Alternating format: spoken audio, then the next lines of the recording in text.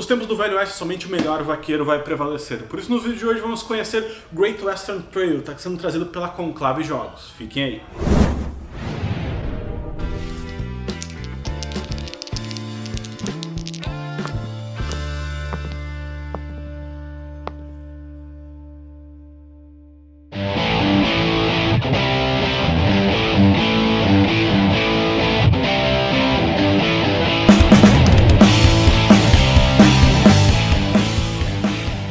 Em Great Western Trail, os jogadores são vaqueiros conduzindo seu gado pelo Texas até a cidade de Kansas City com o intuito de conseguir a maior quantidade de dinheiro e pontos de vitória no meio do caminho. Então, vamos ao setup. Coloque aleatoriamente as construções neutras nos locais respectivos. Para uma primeira partida é recomendado que as letras correspondam ao local onde está sendo colocado. Separe as fichas com fundo 1, 2 e 3 em 3 pilhas distintas. E comece comprando fichas do monte de 1 e colocando-as no local respectivo do tabuleiro até que 7 fichas tenham sido colocadas. As fichas são sempre colocadas do número menor para o número maior. Caso todos os locais tenham sido ocupados e se puxe mais uma e não tem espaço para ela ser colocada, simplesmente devolva para o monte e compra uma nova até ser colocados 7 fichas. Em seguida, compre mais 2 fichas de fundo 1 e coloque as duas no primeiro espaço da cidade de Kansas City. Coloque a ficha de trabalho no primeiro espaço circulado no mercado de trabalhadores. Em seguida, compre fichas numeradas com fundo de 2 e complete as 2 primeiras fileiras. Complete somente até a quantidade de jogadores, excluindo certas fileiras caso jogue com menos jogadores. Em seguida, compre mais 2 fichas da pilha de 2 e coloque no segundo espaço de Kansas City. E para finalizar, compre 2 fichas da pilha de 3 e complete no terceiro espaço de Kansas City. Embaralhe as 5 fichas bônus de estação e coloque elas nos 5 espaços destinados na trilha de trem. Compre cartas do baralho de mercado de gado conforme o número de jogadores presentes na partida e separe elas conforme os números, entre 3, 4 e 5, e internamente conforme a quantidade de pontos de vitória. Cada jogador recebe um tabuleiro pessoal e todas as peças da sua cor, que incluem um trenzinho que fica posicionado na estação central de Kansas City, um vaqueiro que foi posicionado por enquanto ao seu lado, um baralho com as cartas com uma estrela de xerife da sua cor, um set de círculos que são colocados no seu tabuleiro pessoal nos locais circulados com borda branca e borda preta, e um cubo que é colocado no seu tabuleiro pessoal ao lado da flâmula de certificado de valor 0. Cada jogador também recebe um modificador de tabuleiro pessoal que é colocado nesse espaço aqui caso esteja jogando com 3 ou 4 jogadores. Um jogador vai sortear aleatoriamente um dos seus lados das suas construções iniciais, tem lado A e B, e todos os outros jogadores vão copiar o seu setup de construções. Pela primeira partida é recomendado que todos os jogadores joguem com as construções no lado A. As 4 cartas de objetivo inicial com fundo cinza são embaralhadas e entregues, uma para cada jogador, e colocadas na espaço de ação de objetivos. Os outros objetivos com fundo cinza são embaralhados e abertos 4 à disposição de todos os jogadores ao lado do tabuleiro. Cada jogador compra até o seu limite de mão de 4 cartas para que pode começar o jogo. O primeiro jogador é escolhido aleatoriamente e começa a partida com 6 dinheiros. Em seguida eles são 7, 8 e 9 dinheiros conforme a quantidade de jogadores.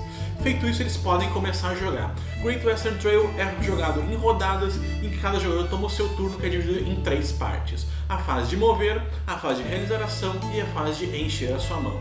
Então, vamos ver cada uma delas começando pela fase de mover. Tirando a primeira rodada, que os jogadores não estão ainda com seu vaqueiro em nenhuma posição do tabuleiro, eles simplesmente escolhem uma localização aleatória das iniciais e colocam seu vaqueiro e passam para a segunda fase, a fase B. A partir da segunda rodada, quando os jogadores já tiverem o seu vínculo no tabuleiro, eles vão assim realizar a ação de movimento.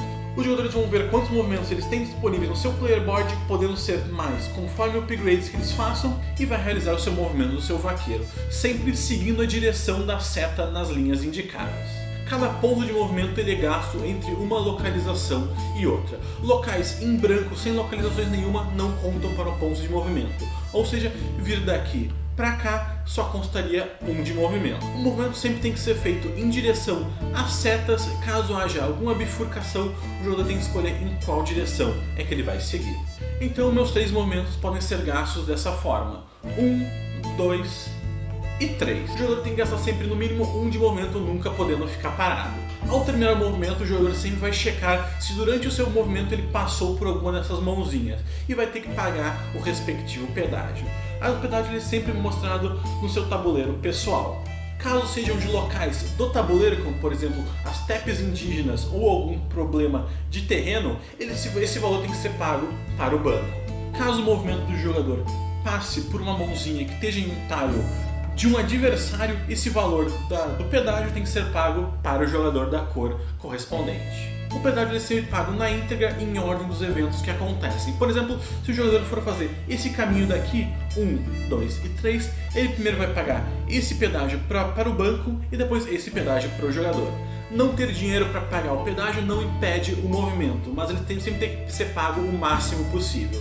Nesse exemplo ele teria que pagar 2 para cá e 2 para cá para continuar o seu movimento. Caso ele só tenha 3 moedas, ele pagaria 2 para o banco, 1 para o jogador e continuaria normalmente o seu movimento. Depois de realizar todo o movimento e pagar todos os pedágios necessários, o jogador vai ver aonde que ele terminou o seu movimento. Caso ele tenha terminado seu movimento em uma construção neutra ou em alguma construção da sua própria cor, ele pode escolher realizar a ação daquela construção respectiva. Ou então, ele pode escolher uma das suas ações auxiliares do seu tabuleiro pessoal de algumas das que estejam liberadas. O jogo começa com somente 2 disponíveis. Caso o jogador tenha terminado seu movimento em alguma construção da cor de algum adversário, em alguma cabana indígena ou em algum desastre de terreno, ele pode simplesmente utilizar uma das suas ações auxiliares que estão disponíveis no seu tabuleiro pessoal. E por último, o espaço que o jogador pode parar é em Kansas City. Kansas City é um espaço especial que não contém tiles, mas ele é obrigatório a parada. O jogador não pode simplesmente seguir o caminho e não parar em Kansas City. As ações de Kansas City são divididas em 5 etapas, que é muito importante passar com o seu amigo por cada uma delas para lembrar onde é que você parou.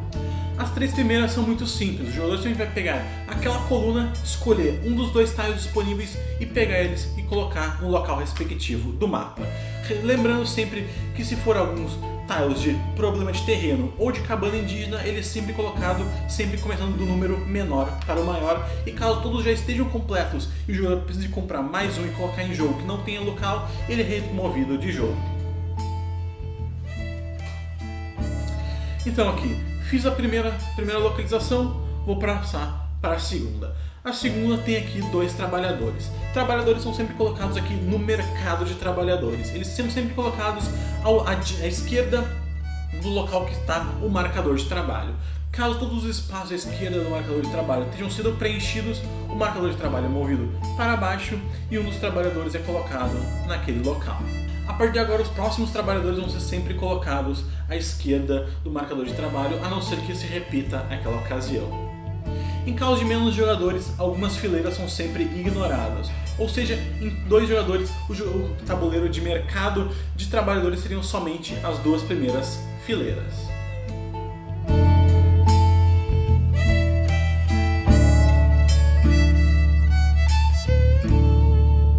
Então, já resolvi a segunda, vou resolver a terceira pegando aqui um trabalhador e colocando ao lado do marcador de trabalho. Na quarta etapa, o jogador vai revelar toda a sua mão, vai descartar quaisquer cartas repetidas e vai somar todos os valores dos seus bois, ou seja, 2, 4, 5. Esse valor pode ser aumentado conforme o número de certificados que o jogador tenha ou queira gastar. Certificados permanentes que têm o símbolo de infinito, que podem ser adquiridos por bônus nas estações de trem, são automaticamente somados a esse resultado e não são gastos. Conforme o correr da partida, o jogador pode ganhar certificados que ficam nesse marcador aqui. Nesse momento ele pode gastar um ou quantos certificados ele quiser para somar esse valor. Ele pode inclusive não gastar nada. Ele não é obrigatório que gaste todos quando ele gasta um sequer. Esse valor é sempre somado esses daqui. Como eu não tenho nenhum desses, o meu valor é simplesmente 5. Eu vou pegar aqui 5 de dinheiros, todas as cartas são descartadas e esse dinheiro é deixado em algum lugar reservado. Passando para a quinta fase, nós vamos ver quanto dinheiro nós ganhamos nesse turno. No caso, é 5. Eu posso escolher colocar um dos meus discos em alguma das estações de trem de local 5 ou menor. No caso, eu poderia colocar nesse 4, nesse 1 ou naquele 0. Para colocar um dos meus discos nos locais disponíveis, eu vou simplesmente tirar um dos discos do meu tabuleiro pessoal e colocar no local respectivo que eu quiser. Somente tem que lembrar que os discos que têm circulado branco podem ser colocados em quaisquer lugar, sejam em outros circulados brancos ou em circulados pretos. Mas os discos com circulados pretos só podem ser colocados em locais circulados pretos. Alguns discos têm bônus quando você retira eles, ou tem alguma coisa que você tem que pagar para conseguir retirar eles. Caso o jogador não tenha quantidade de dinheiro ou algum outro bônus que ele tenha que te fazer para retirar aquele disco, ele não pode realizar aquela ação. Ele tem que escolher algum outro. Então, vamos dizer que eu escolhi esse disco aqui para colocar aqui na posição 4.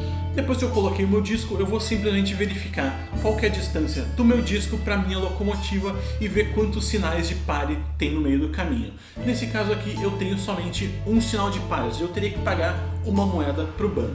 Conforme for passando no jogo, tem ações que fazem a sua locomotiva avançar. Nesse caso aqui, como o meu disco colocado está exatamente junto da minha locomotiva, eu não teria que pagar nada. Caso o disco tenha sido colocado mais para frente e a locomotiva esteja exatamente em cima de algum sinal de pare, aquele sinal de pare ele é considerado como se tivesse passado, ou seja, nesse caso eu só precisaria pagar 1 e 2 dinheiros. Depois de terminar o quinto espaço, o jogador vai simplesmente se teleportar aqui para o outro canto do tabuleiro seguindo essa setinha com o cavalo. Depois de realizar a segunda fase do seu turno, que é realizar ações independente do local que ele parou, ele vai comprar até o limite de mão. No caso inicial são 4 cartas, mas eles podem ser feitos upgrades com os discos, como eu já expliquei, para subir esse limite. Caso o jogador já tenha 4 cartas, ele simplesmente não compra nada. Caso aconteça alguma coisa que faça ele comprar mais cartas, eles têm sempre que descartar cartas para ficar sempre com o limite. Então, essas aqui são as regras básicas do Great Western Trail, mas o jogo ele tem muito pesado em iconografia, então vamos explicar algumas das mais importantes.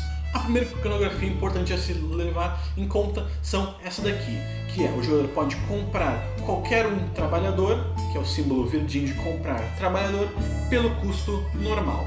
Como é que ele compra um trabalhador? Ele vai ver a fileira que o trabalhador está, vai ver o preço dele e vai pagar aquele disponível. Nesse caso, eu pagaria aqui 6 dinheiros, pegaria o meu troco e poderia comprar um trabalhador da fileira de 6. Caso eu quisesse pagar 7 e comprar o do 7, eu simplesmente compraria.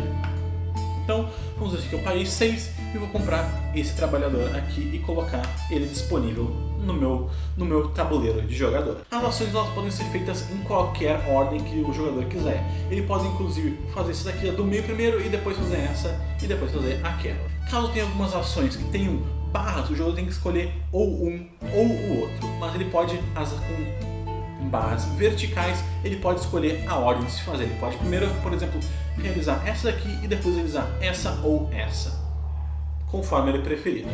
A segunda ação que é importante lembrar é a ação de construir casas. Tem esse símbolo aqui do tile de casinhas com uma seta amarela de colocar. E aqui está dizendo, para cada um engenheiro usado, eu vou ter que usar 2 dinheiros. As construções são muito simples. No canto esquerdo tem o quantos engenheiros são necessários para fazer aquela construção. Cada jogador começa já com 1, podendo realizar as construções de valor 1. As construções não podem ser colocadas em quaisquer locais dos mapas. Tem locais que têm ações extras, ou seja, se essa construção for colocada aqui, além do bônus normal da construção, o jogador pode realizar esse bônus extra nas suas ações, novamente em qualquer ordem que ele queira fazer. Então, vamos dizer que eu fiz aquela construção ali, eu precisava de um engenheiro, eu tenho um engenheiro, então eu vou pagar simplesmente 2 dinheiros. Em turnos subsequentes, além de simplesmente construir uma construção, um jogador pode escolher fazer upgrade. Com o upgrade, o jogador constrói a casa em cima da outra, anulando completamente a habilidade da casa de baixo. Só que a quantidade de engenheiros é sempre paga a diferença, ou seja, eu já tinha uma com um engenheiro e eu construí uma de 2, eu só vou pagar um engenheiro. Nesse caso eu pagaria R$2 para fazer esse upgrade. O tile de baixo é descartado de jogo. Caso eu tivesse mais engenheiros, eu poderia fazer alguma construção maior, como por exemplo essa aqui. Caso eu tivesse 4 engenheiros, eu poderia construir diretamente essa aqui, pagando obviamente 8 dinheiros. A próxima ação que é importante citar é a ação de mover a locomotiva, como por exemplo esse daqui. A cada um carinha roxo que eu tiver, eu movo a locomotiva um espaço. Eu tenho um carinha roxo, eu vou mover a minha locomotiva um espaço. Isso serve para diminuir o custo de dinheiros que eu vou ter que pagar nos sinais de pare. Além disso, caso a locomotiva tenha que passar por um local que tem uma bifurcação, ele pode escolher se ela entra na bifurcação ou se ela simplesmente segue reto. Caso a locomotiva entre em alguma das bifurcações, o jogador pode escolher fazer um upgrade naquela localização. Para fazer o upgrade, ele simplesmente paga o dinheiro representado no local, coloca um dos seus discos, sempre tomando cuidado pelas bordas dos discos. Ele vai colocar um dos seus trabalhadores naquela localização e pegar o marcador de bônus da estação. Ele não necessariamente precisa colocar um dos seus trabalhadores para pegar esse bônus, mas se ele não quiser fazer isso na primeira vez que ele parar ali, ele não pode em turnos subsequentes. Cada localização pode ter somente um disco de cada jogador e eles podem se empilhar, cada jogador fazendo aquela ação, assim como as estações de trem. Cada espaço de locomotiva só pode ser ocupado por um jogador por vez. Então vamos dizer que tivesse 2 jogadores aqui e o vermelho tivesse que andar 2 espaços, ele andaria e pularia o espaço fazendo o seu segundo movimento, ganhando um movimento extra utilizando a locomotiva do adversário. O próximo espaço disponível é o espaço de comprar gado no mercado, que é representado pela cabeça de vaquinha ali embaixo. Com isso o jogador vai ter que ver quantos vaqueiros ele tem disponível. Os jogadores começam sempre com 1, então vamos dizer que eu tivesse aqui, não tivesse entregado aquele vaqueiro para aquele local e tivesse 2. Eu tenho que ver onde é que eu vou gastar cada um dos meus vaqueiros. Eu posso, com 2 vaqueiros, comprar uma carta de valor 3 por 3 dinheiros. A iconografia aqui é super simples. Só que o jogador pode espalhar esses vaqueiros, como por exemplo, eu poderia gastar um vaqueiro aqui para comprar uma carta de 3 por 6 dinheiros, então eu daria esses 6 dinheiros e compraria uma carta de 3 que é colocada sempre na minha pilha de descarte pessoal, e o meu outro vaqueiro eu podia fazer essa cena aqui, que tu gasta um vaqueiro para comprar 2 cartas e elas são sempre colocadas no local respectivo. Então esse 4 viria pra cá. Se eu tivesse mais vaqueiros, vamos dizer que eu tivesse 5 vaqueiros, eu poderia, por exemplo, gastar 3 aqui para realizar essa ação, gastar mais 2 aqui para realizar essa ação. Ou então eu poderia gastar 2 aqui, 1 aqui e 2 aqui, conforme eu queira espalhar meus vaqueiros. Mas o importante é que cada vaqueiro só pode ser usado uma vez em cada um dos locais. Então, essas aqui foram todas as regras do Great Western Trail e as principais ações de iconografia. Se vocês quiserem dar uma olhada nas outras iconografias, tem na parte de trás do manual ou no nosso playlist disponível na descrição com o resumo das regras completamente explicado. Era isso pelo vídeo de hoje, vamos às considerações finais. Então, essas aqui foram as regras do Great Western Trail, um jogo bem estratégico, bem pesadinho, daqueles jogos que começa rápido e vai adquirindo doses de AP conforme for passando o jogo. Ele é muito legal, as regras são super simples, uma pena que ele tem um chamalhaço de milhões de iconografias que durante a primeira partida o negócio vai ficar maçante. A cada coisinha que tu vai querer fazer, tu vai querer pegar, olhar o que é essa iconografia, mas com o tempo tu começa a decorar como normalmente qualquer outro jogo. Depois de algum tempo ela não vai mais ser tão problema assim. Ela é super... A iconografia ela é super intuitiva, ou seja, numa hora que tu pega os principais, tu começa a ler, a decifrar o que aquilo está querendo dizer. Então, essa aqui foram o vídeo de hoje de Great Western Trail. Se vocês gostaram do vídeo, deixa o like, se gostaram muito menos, adicione os favoritos, e se não tiver inscrito no canal, se inscreva. Se for aqui de Porto Alegre região e quiserem vir aqui para jogar algum board game, passe aqui na Lens, endereço aí na descrição. É isso pelo vídeo de hoje, então até a próxima.